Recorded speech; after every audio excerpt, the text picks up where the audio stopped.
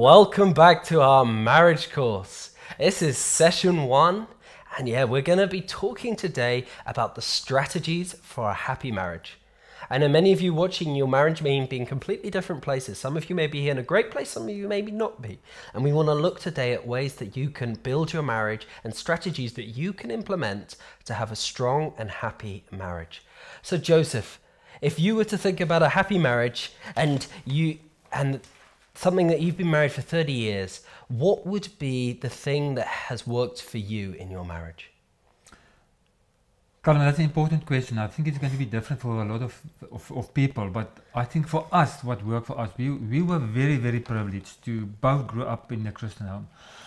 And we were very privileged that from day one, we've made a covenant to one another that we will put God in the center of our marriage from day one. Yep. And that carried us through. And I must say that we are very happily married, but mostly because of grace.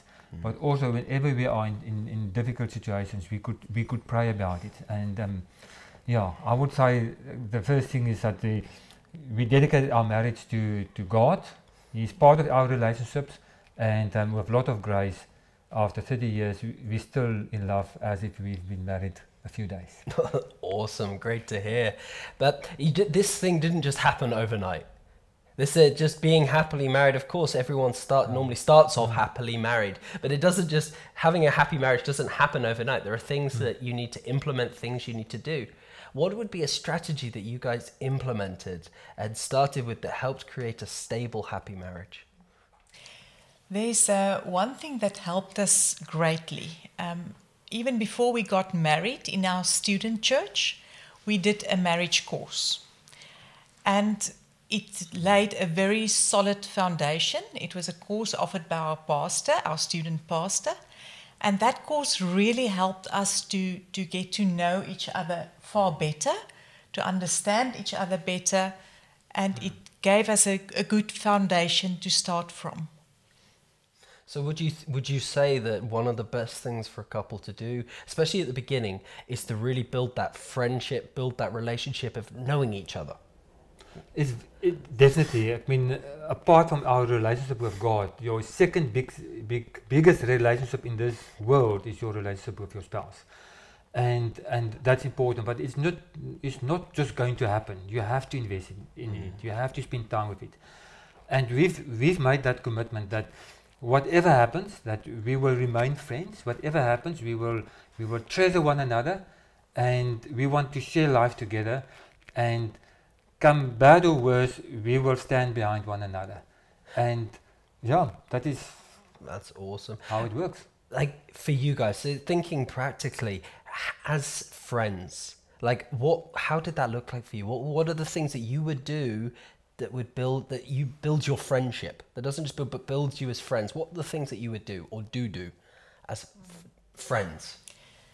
Yes, like any couple, we have some interests that we share, that we have common interests, and then we have separate interests that are more unique to each person.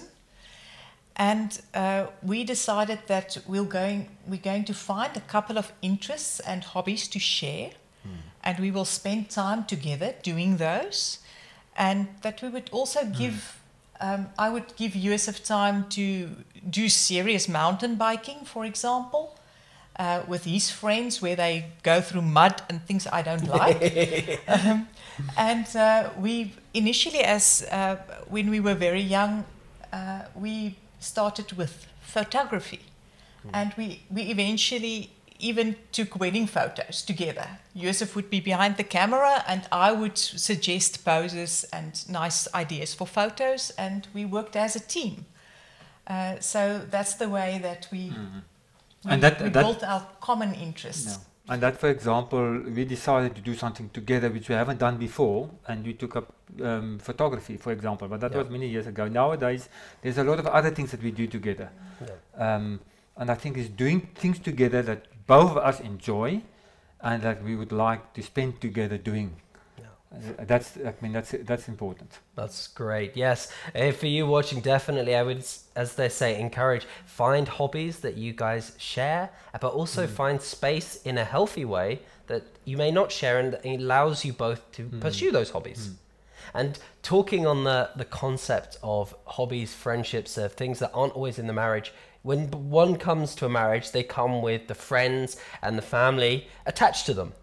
How did you guys deal with friendships that the other one had that were outside of the marriage? Like having friends that you from your past. How did you guys engage with that and deal with that? Good question, Callum. I think because we got married very early on, our friends were mainly student friends and so forth.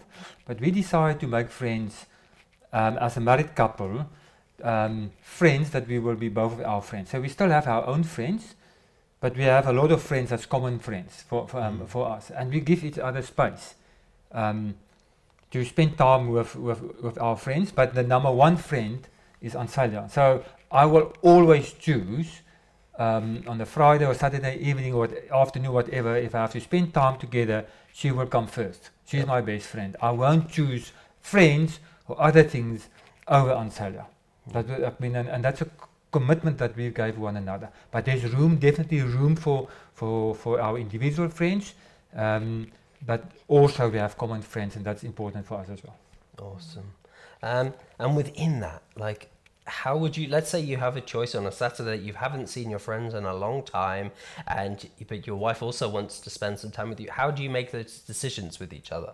How do you talk about this? Like, how do you two communicate about that? What is the thing that you would discuss? Would you discuss about it, or would one of you make a decision? How would you do that? If, let's say, next Saturday your friends invited you out to go mountain biking, but also Ansalia wanted to go pay, how would you talk about it with her? You want to go me? I think important here comes in is the whole thing about communication and expectations. So we will talk about these things. So I won't just say 9 o'clock I'm going out with friends. So we will talk about it and say, okay, if I go out with friends, what are you going to do? Do you got something that you want to do, spend your private time or personal time together on your hobbies, so that I can go and do my cycling or hang out with friends or whatever, and then and afterwards that we can do something together again. So it's always a discussion. It's not just a one-sided decision.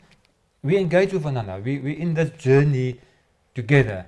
So we share it. And if there are challenges in the sense that Ansalia had other plans, whatever, then we obviously need to talk it through and decide what is more important, see if I can change my commitments with my friends, whatever, and those sort of things. Right. Yeah, I mean, that sounds great. Communication is a key one for marriage. And thinking about communication, how would you guys invest in your marriage? Obviously, communication is part of that, but not only in just communication, how would you guys invest in your marriage as a whole? We have over the years attended every opportunity that we had to invest in our marriage. We had gone to several marriage seminars over weekends where we spent the weekend as a couple, but also listening to teachings and doing practical things to help us have a better working marriage. And we were also very fortunate that our church was offering through every quarter like a marriage investment evening where couples came and we had a topic that they were speaking about, and we sat on a table and you had discussions around the table as well with other couples. So all those things helped us to really be able to deal with any problem that came up in our marriage. I just want to say that one big shock that hit us straight in between the eyes were many years ago when our best friends, in fact, they were the leaders of our life group, said that they're going to get divorced. We were devastated. No one saw it coming. And we had discussions with them about it, and especially afterwards, and decided, how, tell us, did you see this coming? And we realized that you can never take your spouse for granted. Differences and distance creep in slowly. it doesn't. You don't just one day decide you want to be divorced or you separated. It happens slowly. So I mean, it's very, very important to never take your spouse for granted. And what would be ways, as you say, that you would, let's say you wake up one day and you see that there's a distance in your marriage. You see that things aren't always happy clappy. What would be a ways that you guys would work on bringing it back, trying to reconcile the gap, bring you back to like a happy marriage that you first experienced? What would be ways that you would do that? You will definitely have to find those specific issues that was the cause of the problems that you have now, and you have to really talk the issues through. Because if you don't do that, these issues will keep building like a kind of wall between you, and you will just continue being further and further apart. It's important that you really address those problems that stand between you. I think the important thing is also don't allow things to get to a situation where you need to get in, I mean, now serious discussions or get in a third party to help you.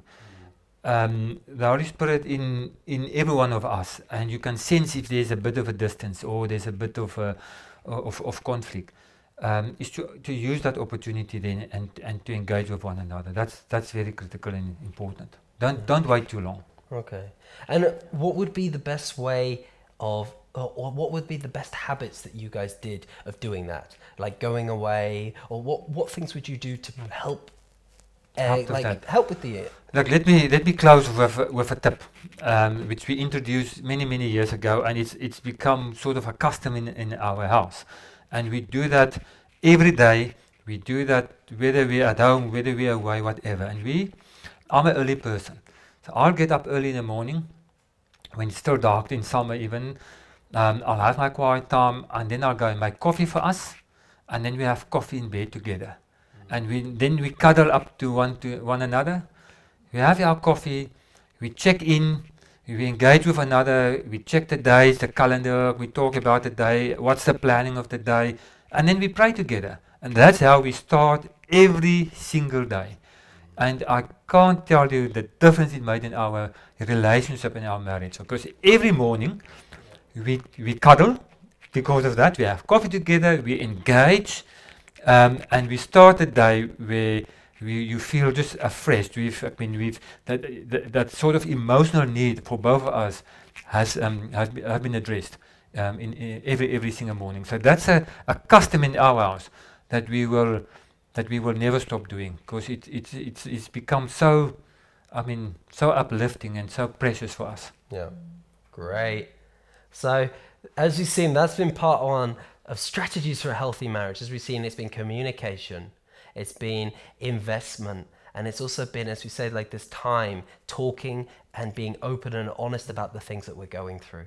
So I hope that you've been able to relate with this. Of course, Joseph and Celia are always open to talk about this stuff. If you guys are struggling with certain things, they are open for you to talk about these things, and there's no shame attached. We all have things, we all need experience, we all need help in some things. So please do contact them if you want to learn more about having a strong, healthy marriage.